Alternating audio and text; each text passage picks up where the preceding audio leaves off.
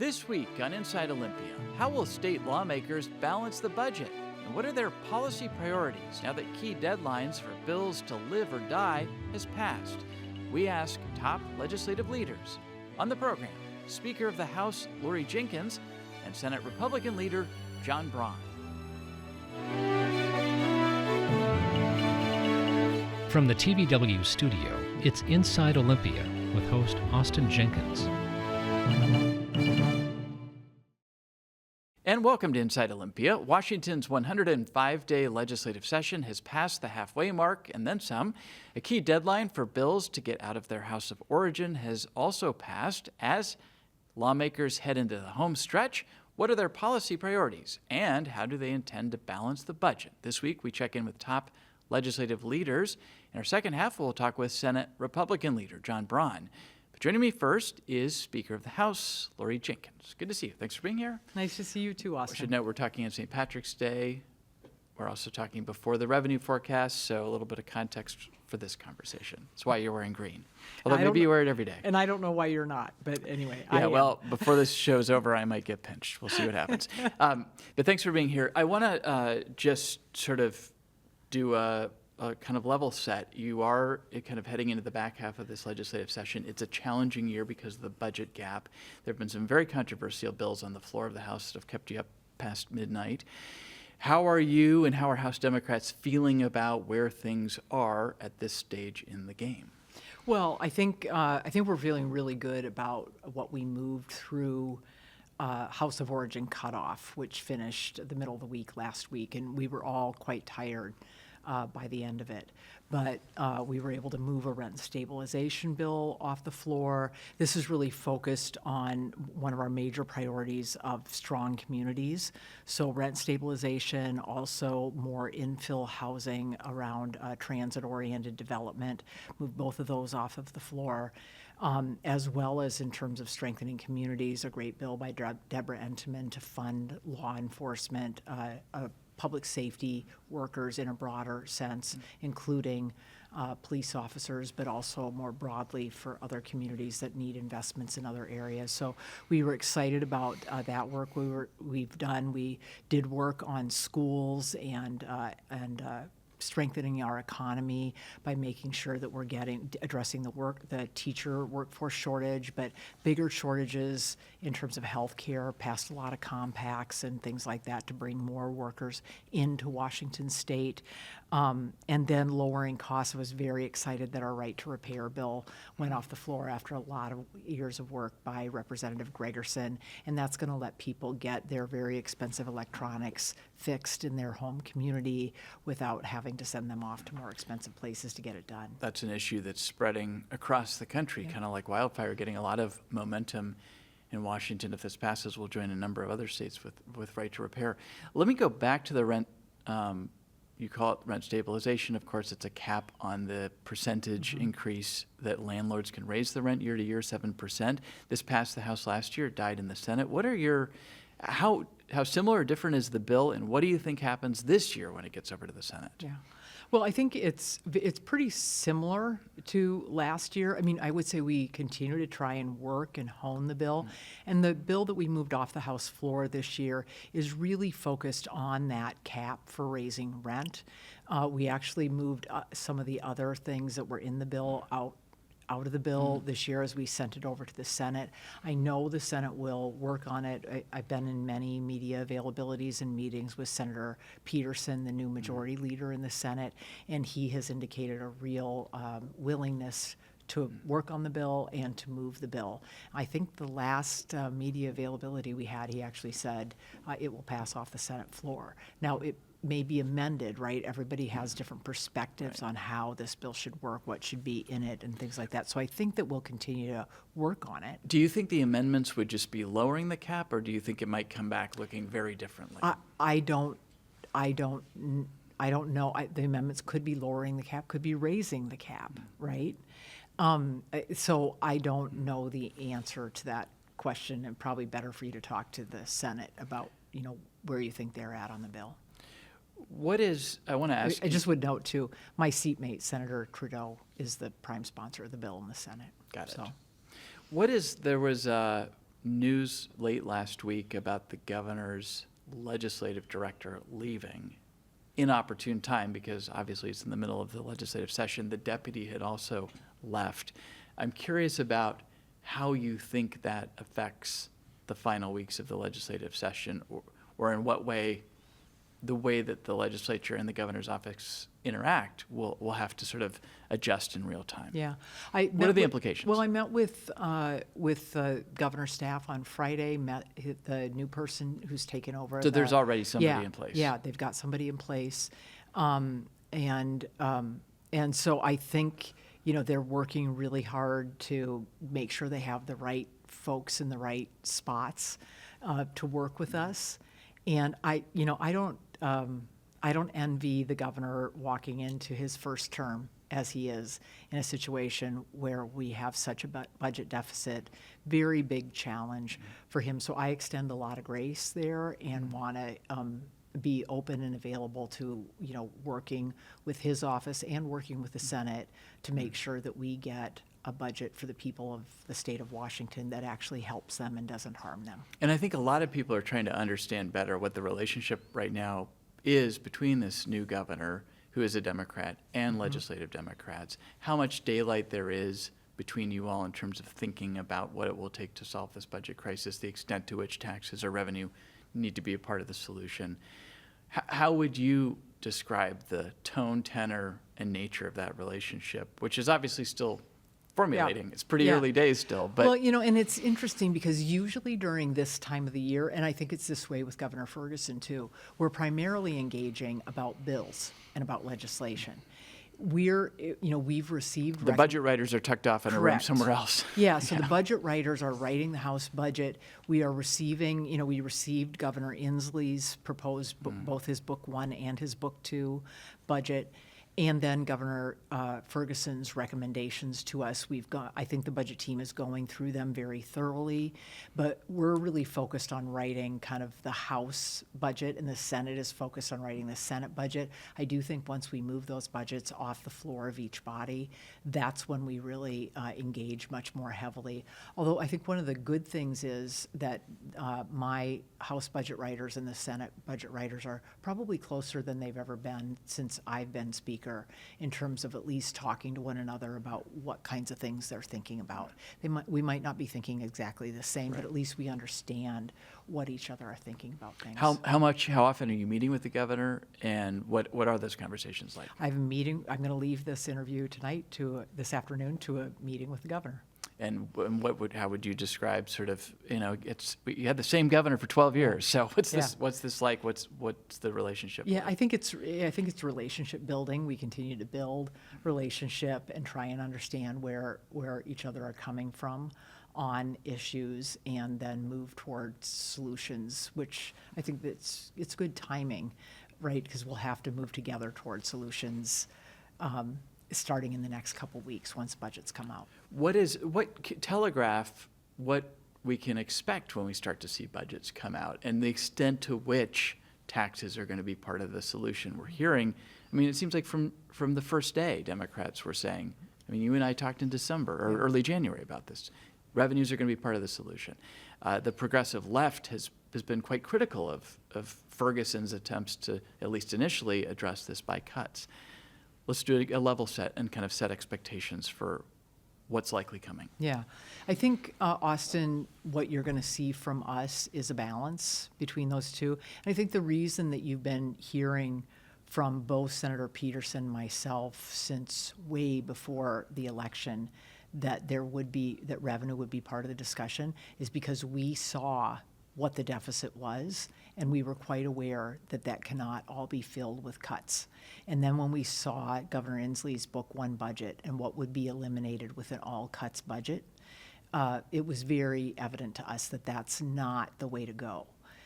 Certainly we are going to have to do reductions, and that's always been the primary first place that we're looking to, is let's do reductions that are prudent, but that are not, where we're trying to minimize harm to Washingtonians. So that's our focus with the reductions. And then revenue is that whole harm minimization piece, making sure that we don't go so deep that we're really challenging people's lives. You know, are we going to say that if you're on Medicaid, you can't get prescription drugs, you can't get kidney dialysis? That's not who this state is. And that's what an all-cuts budget, those are just two examples of what an all-cuts budget would likely move into. So that's why for me, and I think for the House Democrats, it's a balance of revenue and a reduction. Is there a leading candidate for a tax piece of this? The wealth tax, the tax on the payroll type tax? What was there sort of a leading or emerging idea? Yeah, I think the ideas for the House Democrats are a few things. One is we've been one of the most regressive taxation states in the country, right? Poorest people in this state pay the highest percentage of their income in taxes when compared to really wealthy individuals. So we would like to do things that aren't building on a really regressive system built on the backs of poor and working families, because it's not all, but it's part of what got us in this deficit position, is that with inflation, those families cannot be spending money like maybe they had been in the past. So that, you know, when you build your tax structure in that way, it fails you in so many other ways. So that's an important piece to us. So I guess, just so you know, I'm not going to answer with a specific tax, but I think the second thing is we want to make sure that we feel like if there were any litigation around a tax, that we had a really good shot at winning. We talked many, many times about the capital gains tax, and I always told you I was certain it was constitutional. It turned out to be so, and we want to be certain with anything we do, any revenue option that we adopt there. Third is we are in a deep hole this biennium, so we have to look at taxes that will start to bring in revenue this biennium. And then final thing is there is no point in members of this body adopting revenue taxation solutions and having the people not support them. We have a very good record when we look at the 3 initiatives that were on the ballot last year with voters supporting what we had done in terms of our tax decisions. We want to make sure that we are very aligned with the voters of this state in terms of what we do. And those are the 4 things that are going to guide us primarily in what we decide to do. And what is your confidence level that you can get this governor on board with what you're describing as a balanced approach? Well, I mean, I think I've been trying to be very kind of restrained on pushing Governor Ferguson because he's new to the role and he had to get through the experience of trying to make the reductions that he made, how difficult they were, the recommendations that he made to us. And so we'll continue to keep dialogue open. Obviously, we can't pass revenue unless the governor also supports it. So it takes the House, 51 votes in the House, 25 votes in the Senate, and 1 vote in the governor's office. So we have to have all 3 of those to move forward. Of course, Republicans say that this is a spending problem predominantly. They describe taxes on the wealthy. You describe it as sort of rebalancing the tax code, making it more progressive. They say it's a tax on innovation. Senate Republicans came out with a proposal recently where they said, here's how you can get to a balanced budget without new taxes and still put $2 billion more into K-12 and still give state employees pay raises in the form of bonuses, and their view, and not cut to the bone. I don't know if you've had a chance to study that proposal, but what's your reaction to what we're hearing from Republicans, from businesses in this state? Yeah, I haven't studied the Senate Republican proposal. I don't know if it balances. I don't know if it actually balances. I don't know what they're projecting the revenue deficit to be in Washington State. I don't know. They're using they're using I think 6.7 or $6.4 billion number, which they say comes from nonpartisan staff. Yeah. Doesn't include, obviously, the collective bargaining agreements. So it doesn't include collective bargaining agreements. Which they're saying the state can't afford right now. Doesn't include debt service, doesn't include health insurance for employees, all the things that in the private sector folks are doing right now is providing employee benefits, providing. But the collective bargaining, let's just pause on that one for a moment. I mean, how can Democrats justify $4 billion in collective bargaining agreements when you're in a budget? I mean, don't most employers say if they're not bringing in big profits or bringing in profits at all, look, folks, I'm sorry, but pay raises are not on the table this year? Well, I think there's 2 things, Austin.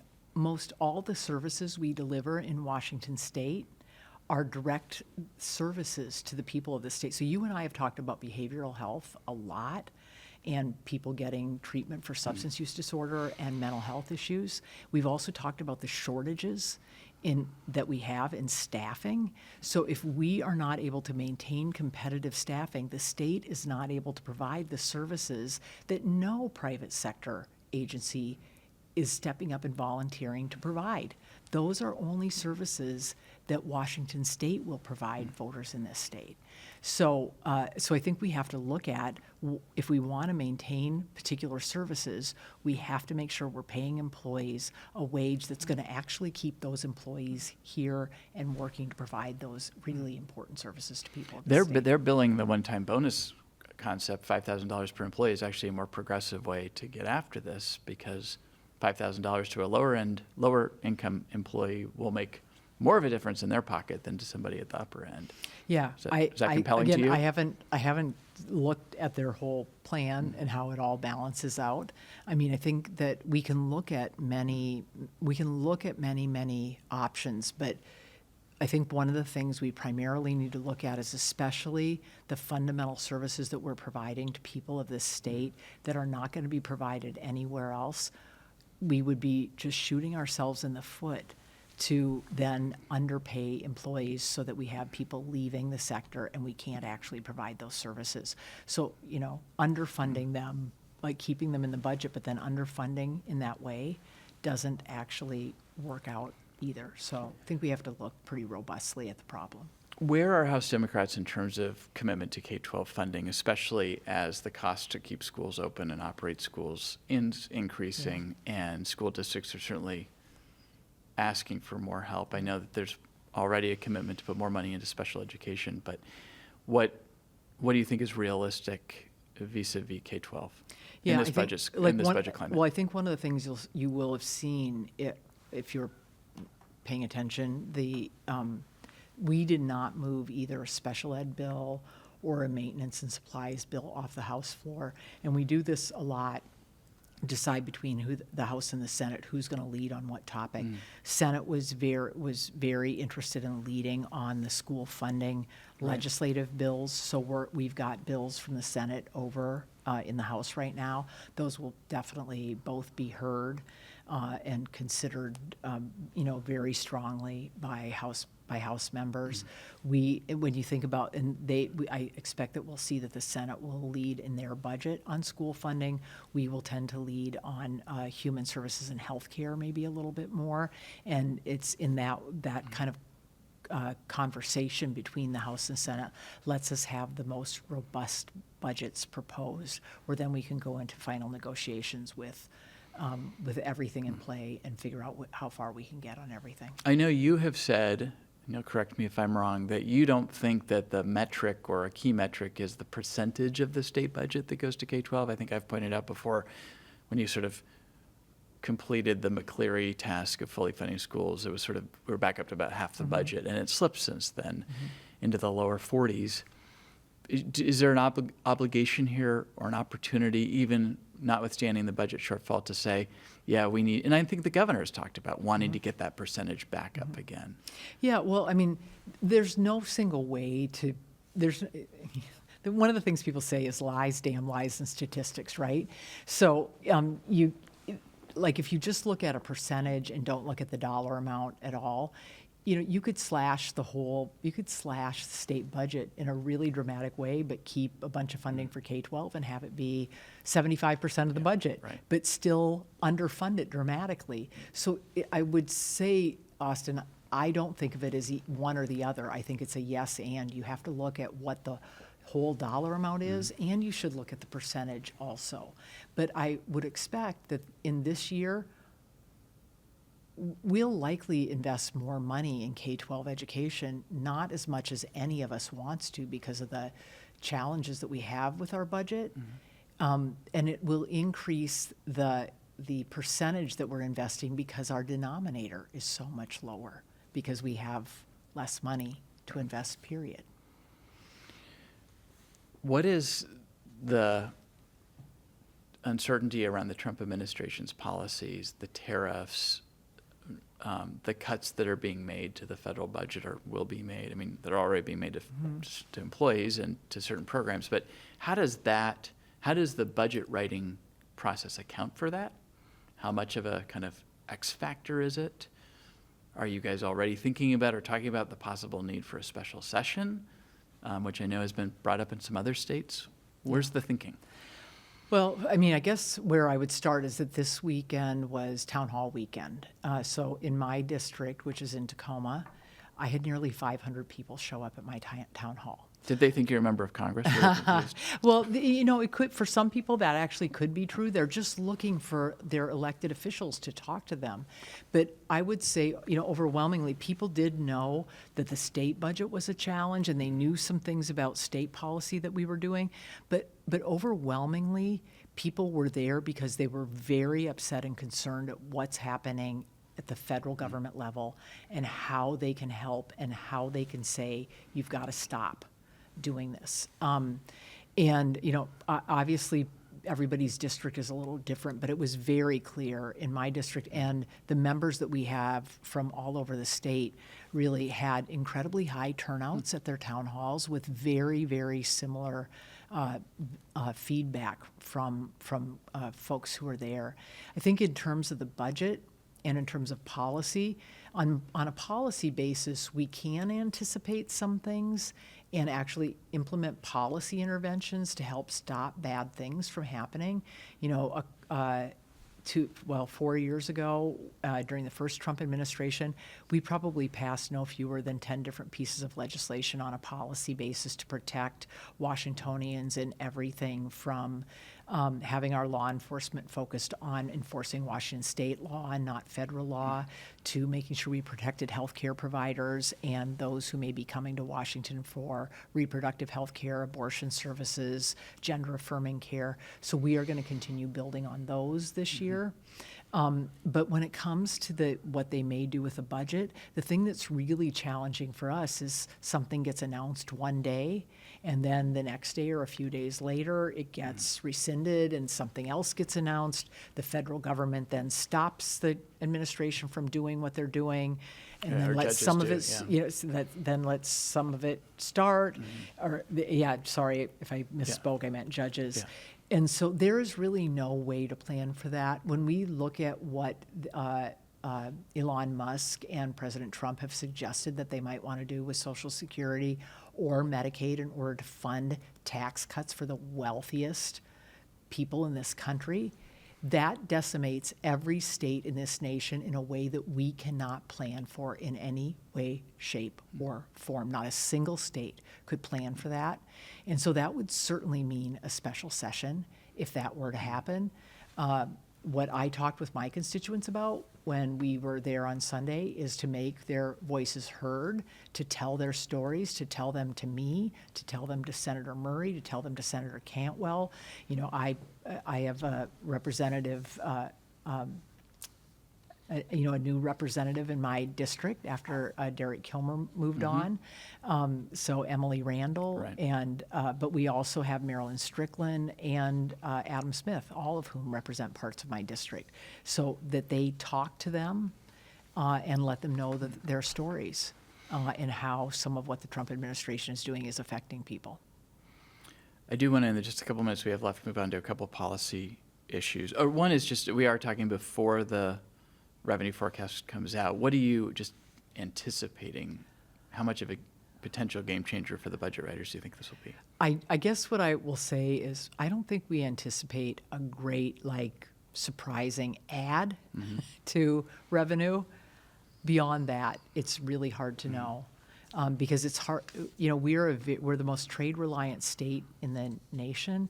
So how much our economic revenue forecasters are taking the tariffs into account, what they think that will cause, I think are all things that are causing us great concern. But we'll find out within 24 hours of now. I do want to ask you about one of the more controversial issues, which is amending this parental rights initiative that passed in November.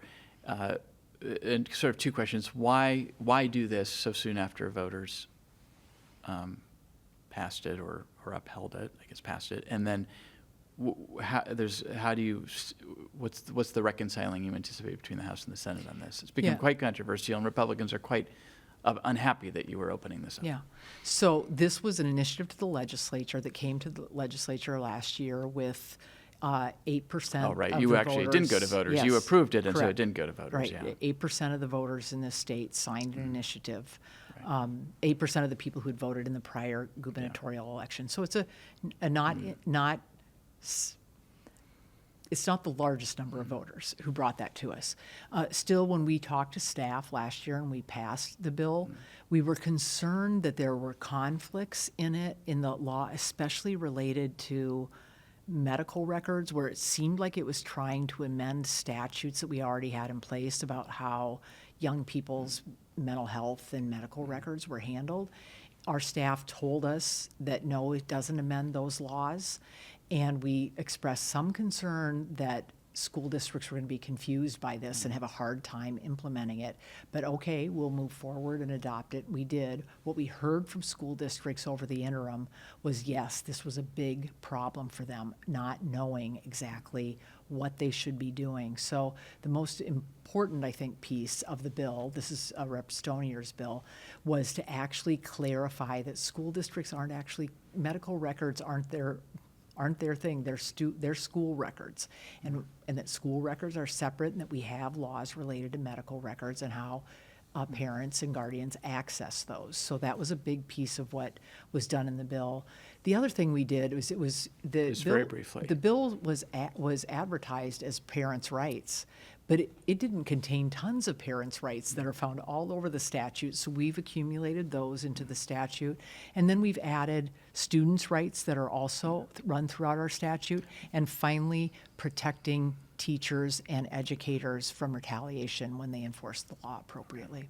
We are out of time, but I do want to ask you a last question, which is, what are the chances this legislature can get out on time, given the challenge of balancing the budget? Well, I think the Very chances briefly. are pretty good. I think the Trump administration may make us have to come back very quickly. But it'll be an external factor, not an internal factor. I hope so. I hope so. Okay. Speaker of the House, Laurie Jinkins, thanks for coming in. Appreciate it. Thanks, Austin. And when we return, what are minority Republicans prioritizing as the legislative session heads towards the finish line? Senate Republican leader John Braun will join us right after this. Stolen vehicles are a problem. We need a solution. Pursuits are not the solution to that. Just hit another vehicle. With the current pursuit law, you could literally have someone steal a vehicle and drive through a school zone actively at 100 miles an hour back and forth, and no one will be able to do anything about that. Passing by school.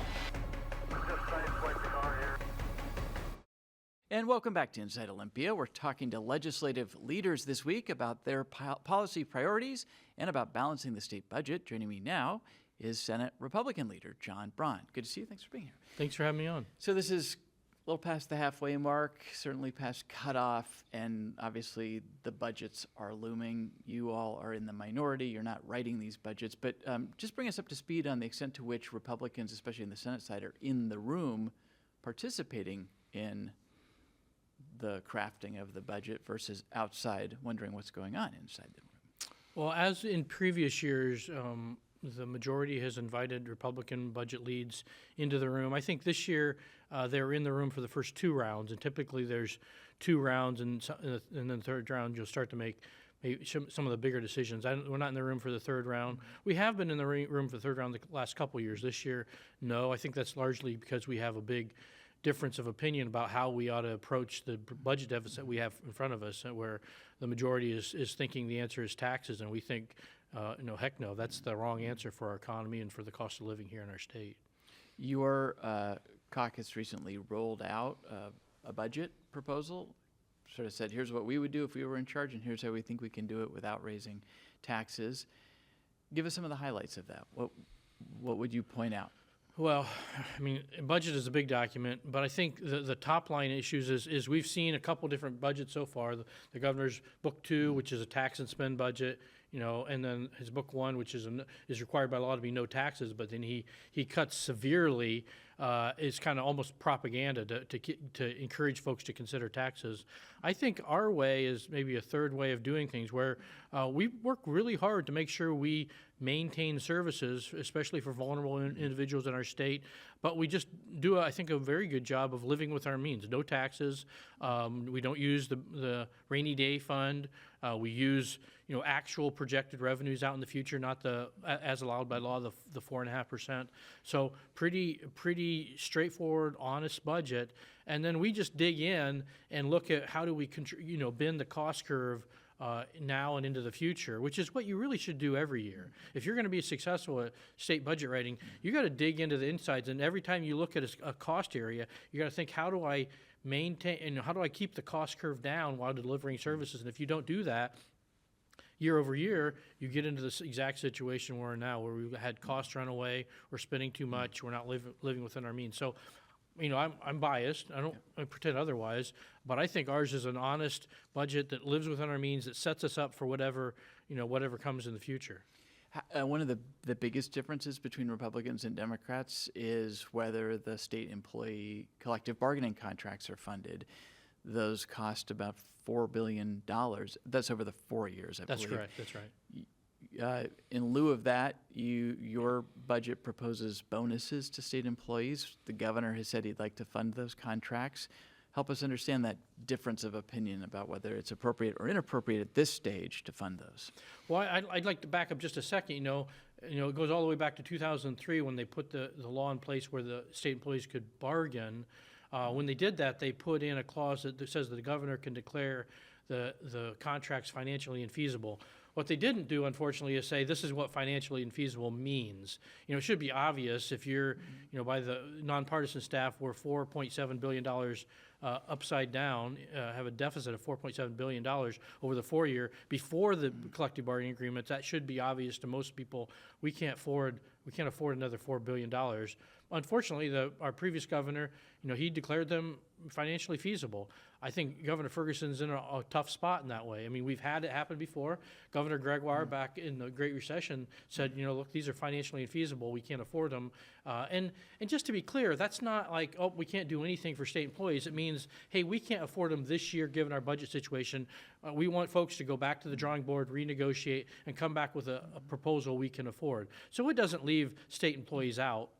And what we do is we say, look, whether the governor says so or not, by any common sense measure, $4 billion when we already have a $6.7 billion hole is just unaffordable. And we offer a $5,000 bonus paid over 2 years to state employees. And I think the interesting thing about that, and the thing we really like about it, it's very progressive. It says, hey, you're going to get $5,000 whether you're the top of the spectrum or you're the bottom of the spectrum, which means for state employees making roughly less than $80,000 a year, this is a better deal than the collective bargaining agreements. The folks, the department head or the agency head, they're not going to do quite as well. But guess what? The price of food, the price of gas went up the same for all of them. So we have this system in our state, we have for a long time, where we give pay raises by percentages, but what that always does is drive us apart, not pull us together. We think what we propose is affordable, it's progressive, and it's something we can afford today, and then they will need to go back and renegotiate. There's no question about that.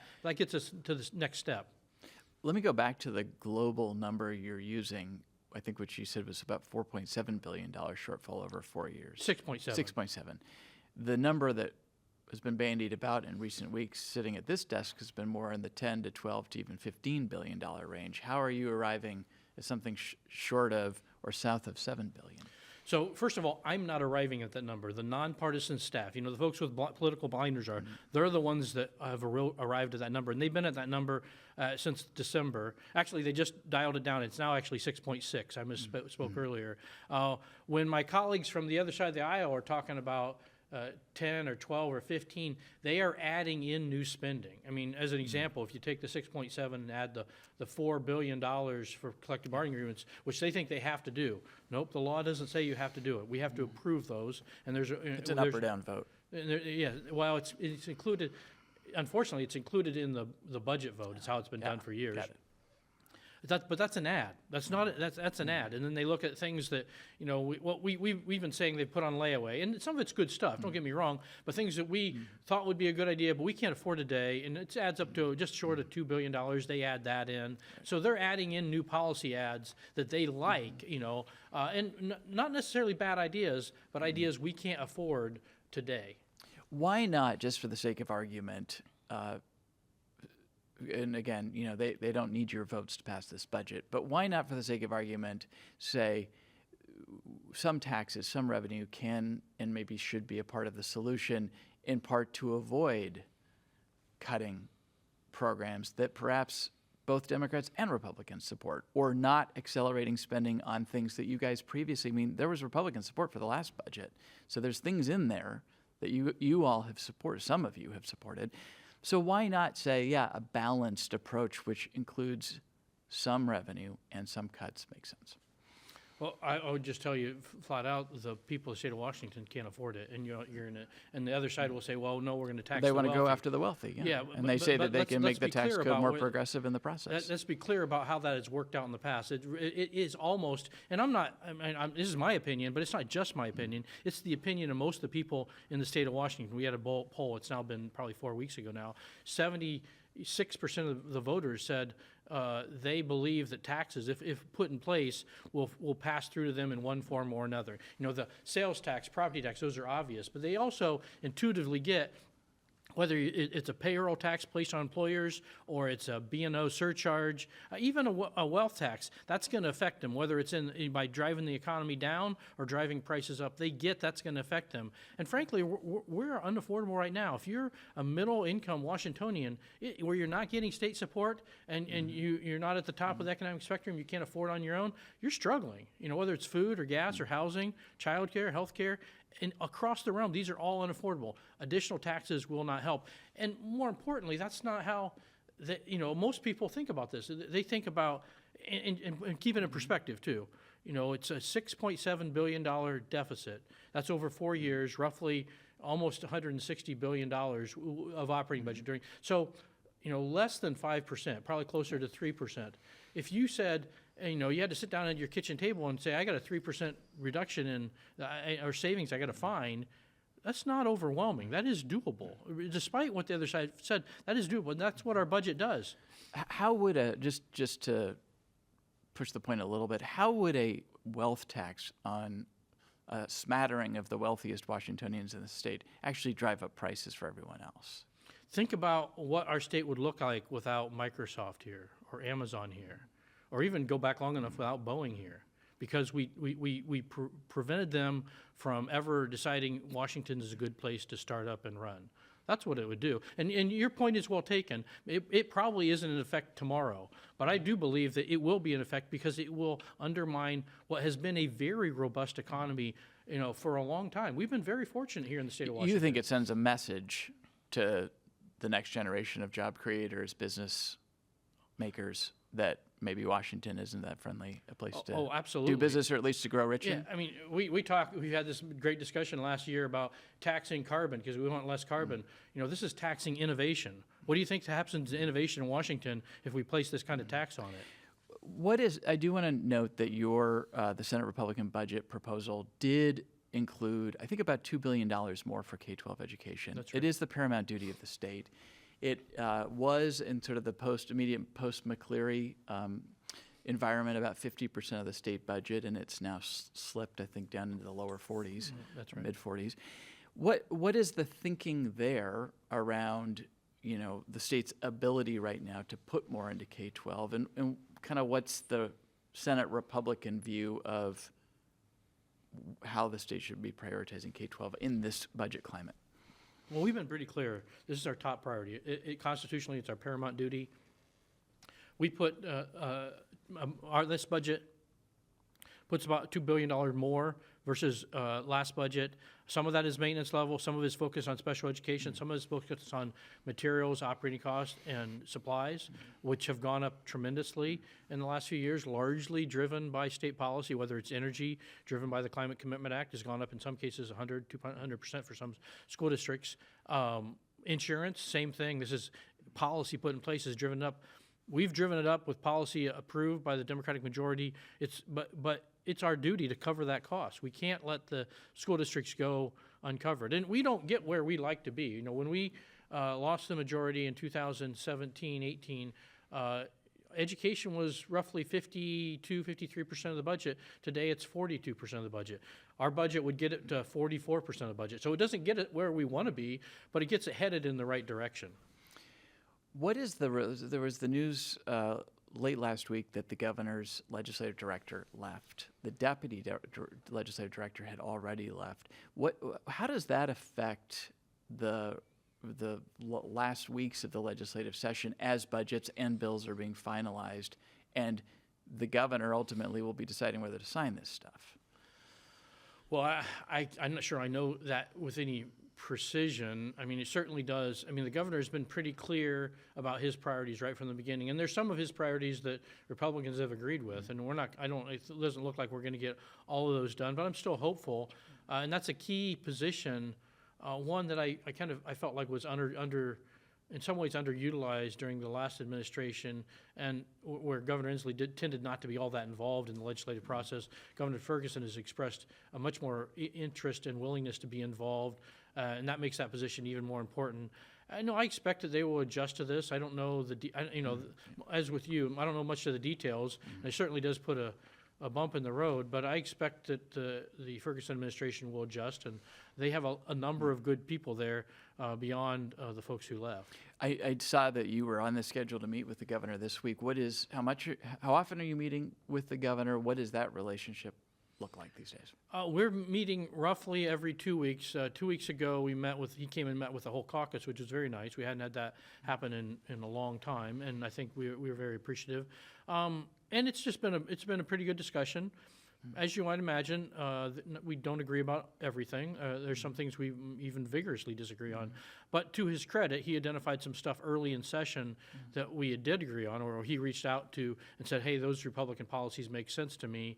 I'd like to support them. And so we've tried to work in good faith to work, to bring them forward. And we're kind of a mixed bag so far. You saw, the emergency powers doesn't look like it's going to move forward in the way that we would have liked. And just to be clear, this is emergency powers reforms coming out of COVID that when he came into office, he said he was willing to work with Senate Republicans or Republicans on. It's been a priority of yours. It wasn't something that Democrats or Governor Inslee were willing to do, but he said he'd take a look at it, and now he's sort of voluntarily implementing some rules while he's in office. That's right. How does that sit with you?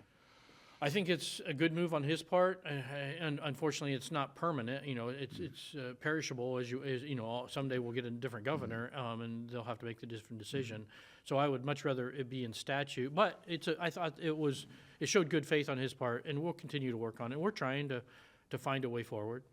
We're talking in a week when we're talking before the revenue forecast comes out. So, but in the context that there's a fresh revenue forecast that is then. That's what they budget off of. What is your view of how the Trump administration's policies on tariffs, cutting federal spending, the uncertainty around a lot of what is and isn't going to happen, how do you anticipate that affecting, or do you, balancing the budget, trying to write a budget for the next 2 years that needs to balance over 4 years? I mean, some governors are already warning that they are likely to be back in special session because of this uncertainty out of the other Washington. Well, I think there's no getting around it. Raises the possibility of special session, either immediately or later in the year. I still think it's relatively low. And I think, I'm not sure. I'll actually be kind of curious to see how the state economist decides to handle the tariff discussion so far, because it's not so much the tariffs, it's been the uncertainty, on again, off again, exceptions that I think have created difficulty in the markets, and I think it'll be hard to wrap that up. I would guess we're going to have to see how this plays out. We've had some tariffs in place since the first Trump administration all the way through the Biden administration, and those have not had the effect that many people thought they would. So I think it's too early. I think the bigger impact, frankly, will be what happens with the federal budget. They have a large federal deficit they have to somehow deal with.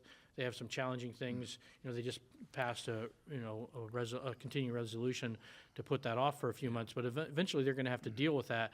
And depending on how they deal with that, that could have a significant impact to the state's budget, which is even more reason as we work through the budget now that we do it in a way that doesn't rely on enormous new taxes. I think we need to be very thoughtful, very conservative in putting together a budget that lives within our means, that sets ourselves up for a certain amount of uncertainty in the next year. What would you say if you had an opportunity to talk to the Trump administration about the uncertainty that they're creating for state policymakers and budget writers? Or would you say that this is unhelpful? Well, I think it would be helpful. I would say it slightly different. I'd say it would be helpful to kind of lay out your path. Are you, why are you using either the tariffs or the threat of tariffs? Is it to balance trade? Is it as a negotiating tool to deal with border issues on our southern or northern border? Be more clear and kind of what your end goal is, so that people. There's always going to be uncertainty in the world. Give folks a little bit more insight into the game plan, so that they can plan for the possibilities. I think would be the advice I would offer if asked. I haven't been asked though. And just lastly on that, how concerned are you, or how real do you think the possibility is that the federal Medicaid match money that comes to the state will be significantly reduced, encumbered? I think it's unlikely that it will be reduced. I think the most likely scenario is some sort of a block grant where you hold harmless in the near term, but it grows at a slower rate in the out years. And that's, I think, especially as we look at our 4-year balance, that certainly could have some impact. I think that this is a really hard discussion to have. I mean, Medicaid's hard at the state level. It's even harder, I think, at the federal level. And with such tight margins in the U.S. House, I think that will be a hard thing for them to figure out. But again, I think Washington has been very aggressive in using federal match for Medicaid. We're frankly pulling down more of than our share, if you want to think about it honestly. So I think we are at some risk there, and we should prepare for that by budgeting carefully and being prepared. How at risk do you think federal funding coming to the state is because of, for instance, our state's immigration policies? Yeah, I don't know how much that will affect funding. That's not clear to me yet. I think that there's going to be, and in fact, there already are some legal cases about cooperating with federal immigration authorities, and I think the courts are going to sort that out. I don't know that I believe that has a immediate or substantial budget impact. I think the most likely budget impacts from the federal decisions will be either in Medicaid, as you mentioned, or perhaps in higher ed. I think there's possibly some big impacts with our higher education institutions. Well, I do want to move on to ask you about some policy bills. You had a bill, these are kind of two areas of particular concern and interest for you. One having to do with tackling chronic absenteeism, which has gone up significantly since the COVID pandemic and since schools were closed. That bill did not pass this year. How disappointing is that, and is there anything that might show up in the budget related to this? Where do things stand in terms of addressing this particular issue? I think the number of at-risk students who missed more than 10% of days, I don't have the particular statistic, but that's really skyrocketed. It's gone up, went way up during the pandemic. It's come back down to just around pre-pandemic levels. But we've struggled with this in Washington for quite a while. This isn't something that just happened in the last year. We've struggled with chronic absenteeism. And just to be clear, that's when students miss more than 10% of the school days. And it doesn't matter whether it's excused or unexcused. This isn't about being truant. This is about you just miss so many days you can't keep up and you can't catch up. So I'm disappointed the bill didn't move forward. I think this is a fundamental issue if we're going to have success in turning our school districts around. And let's be clear, they are not doing well by and large. We are below reading and math levels at both 4th grade and 8th grade, well below where we have been in the past. We got to get back on track, and this is the first step, right? There's a lot to do, but this is the first step, getting them in class. This didn't make it through Ways and Means. That bill didn't make it through Ways and Means, in large part because of the cost. Yeah. The fiscal note was about $20 billion, but if $20 billion. 20 million, I'm sorry. Million, yeah, okay. So, but put that in perspective. That's 20 million, and that, I believe it was over the 4-year.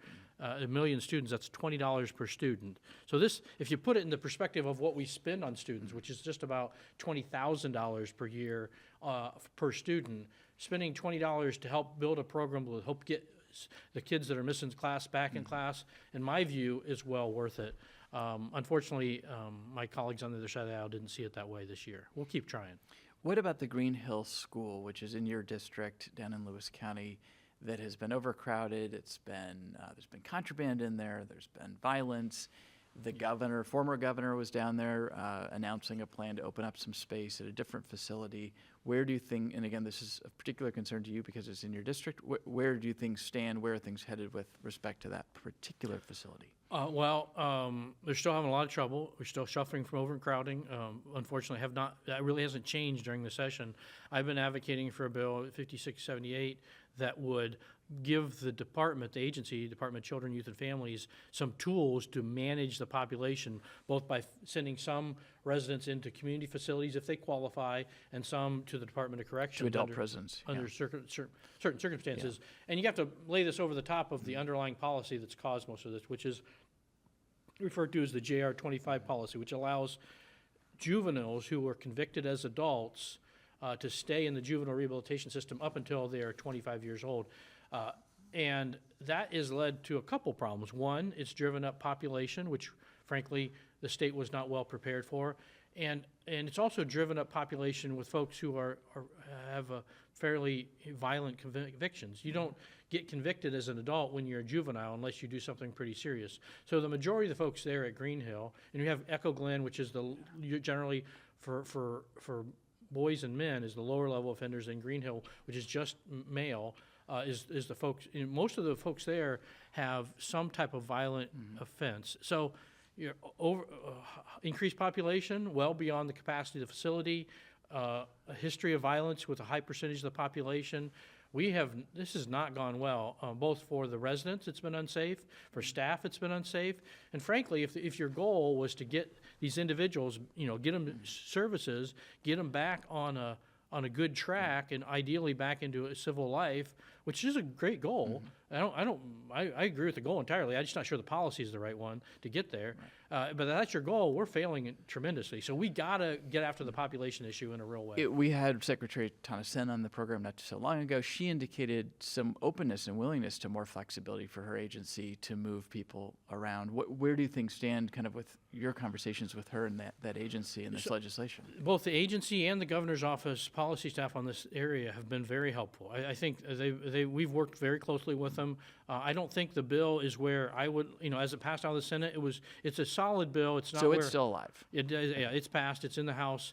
It's a solid bill. It will help. It doesn't do everything I would like to do. I don't think it does everything the agency. I don't want to speak for them, but as I talk to them, I don't think it does everything they want to do. So we're going to work with our colleagues in the House to try to make a few more changes and hopefully get it across the finish line. I've talked to the governor about this. He's very interested. He understands the importance. If they're whatever you think of the JR 25 policy, if we're going to be successful, we have to manage that population so that it's safe and that we can be effective in doing the actual rehabilitation.